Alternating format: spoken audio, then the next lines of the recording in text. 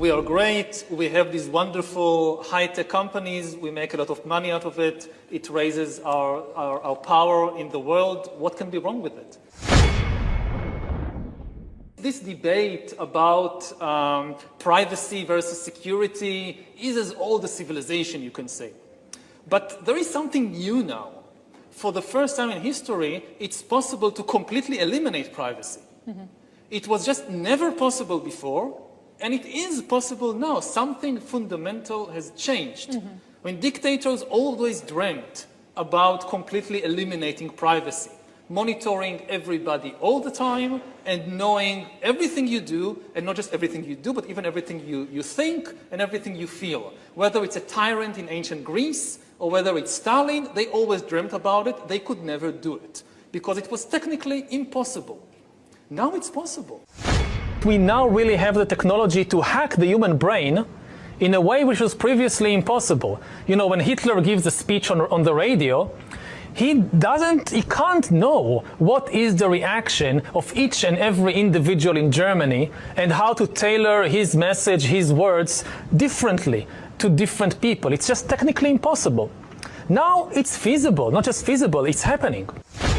The really important thing that is being hacked is human beings.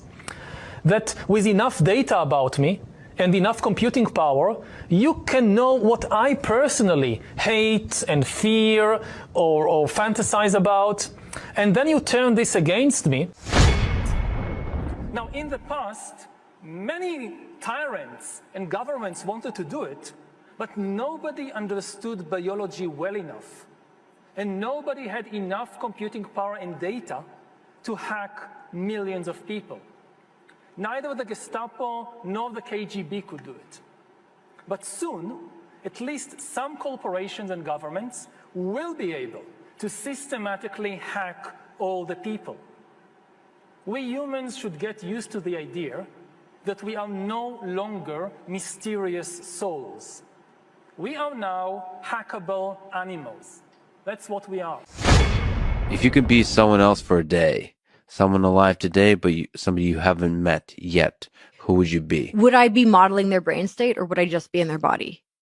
You can choose the degree to which you're modeling their brain state, because so you can still take a third-person perspective and realize, you have to realize that you're... Can they be alive, or can it be dead?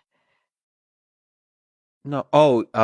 Could it be anyone? They would be brought back to life, right? If they're dead. Yeah, you can bring people back. Definitely Hitler or Stalin. Huh. I want to understand evil. Und der Weltöffentlichkeit endlich den Durchbruch. Free will. I don't think that the question of, is very interesting or very central. It has been central in Western civilization because of some kind of basically theological mistake made thousands of years ago. All this story about Jesus rising from the dead and being the Son of God, this is fake news. Wait, that's not true? What are humans for?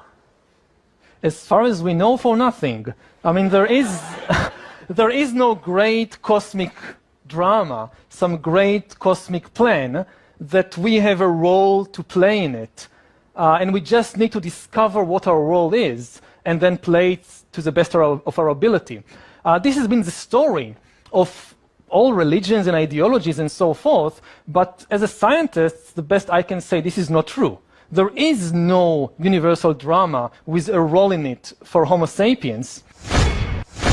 Again, I think that the biggest question maybe in economics and politics of the coming decades will be what to do with all these useless people. The problem is more boredom and what to do with them and how will they find some sense of meaning in life when they are basically meaningless, worthless. My best guess at present is a combination of drugs and computer games as a solution for more. It's already happening. Under different titles, different headings, you see more and more people spending more and more time or solving their inner problems with drugs and computer games, both legal drugs and illegal drugs. You look at Japan today, and Japan is maybe 20 years ahead of the world in everything. And you see all these new social phenomenon of people having relationships with virtual spouses. And you have people who never leave the house and just live through computers. I think once you're superfluous, you don't have power. Again, we're used to the age of the masses of the 19th and 20th century, where you saw all these successful, massive uprisings, revolutions, revolts. So we are used to thinking about the masses as powerful. But this is basically a 19th century and 20th century phenomenon. What we're talking about now is like a second industrial revolution, but the product this time will not be textiles or machines or vehicles or even weapons. The product this time will be humans themselves. We are basically learning to produce bodies and minds. Bodies and minds are going to be, I think, the two main products of the next wave of all these changes. That is optional. Again, and if you think about it from the viewpoint of the poor, it looks terrible because throughout history, death was the great equalizer. The big consolation of the poor throughout history was that, okay, these rich people, they have it good, but they're going to die just like me. But think about a world, say, in 50 years, 100 years, where the poor people continue to die, but the rich people, in addition to all the other things they also get exemption from death. Once you really solve a problem like direct brain-computer interface, when brains and computers can interact directly, for example, to take just one example, that's it. That's the end of history, that's the end of biology as we know it. Nobody has a clue what will happen once you solve this.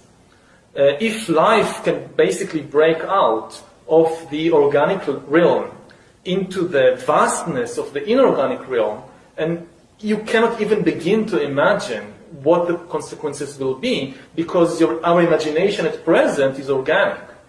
So it's if there is a point of singularity, as it's often referred to, by definition, we have no way of even starting to imagine what's happening beyond it. Looking before the point of singularity, just as a trend is gathering pace, the new attitude, I think, is to treat old age and death as technical problems, no different in essence than any other disease. It's like cancer, it's like Alzheimer, it's like tuberculosis. Maybe we still don't know all the mechanisms and all the remedies, but in principle, people always die for one reason and one reason only, and that these are technical reasons, not metaphysical reasons. People today actually manage to live, and many people, as isolated, alienated individuals. In the most advanced societies, many people live as alienated individuals with no community to speak about, with a very small family. It's no longer the big extended family. It's now a very small family, maybe just a spouse, maybe one or two children, and even they might live in a different city, in a different country, and you see them maybe once in every few months, and that's it. After millions of years of evolution, suddenly within 200 years, the family and the intimate community break, they collapse. Most of the roles fulfilled by the family and by the intimate community for thousands and tens of thousands of years are transferred very quickly to new networks provided by the state and the market. You don't need children, you can have a pension fund. You don't need somebody to take care of you. You don't need neighbors and sisters or brothers to take care of you when you're sick. The state takes care of you. The state provides you with police, with education, with health, with everything. In terms of ideas, in terms of religions, the most interesting place today in the world, in religious terms, is Silicon Valley. It's not the Middle East. This is where the new religions are being created now by people like Ray Kurzweil, and these are the religions that will take over the world. You don't have any answer in the Bible what to do when humans are no longer useful to the economy. You need completely new ideologies, completely new religions, And they are likely to emerge from Silicon Valley or from Bangalore and not from the Middle East. And they are likely to give people visions based on technology. Everything that the old religions promised, happiness and justice and even eternal life, but here on earth with the help of technology and not after death with the help of some supernatural being. Yuval Harari's first book got some heavy-duty endorsements. The other book that I really enjoyed, a book by an Israeli author, Yuval Harari, called Sapiens. Besides Obama, Bill Gates has blogged about it, and Mark Zuckerberg recommended it for his book club. Authority will shift from the inner feelings of the individuals to the wisdom of these external algorithms. In places like Silicon Valley, equality is out, but immortality is in.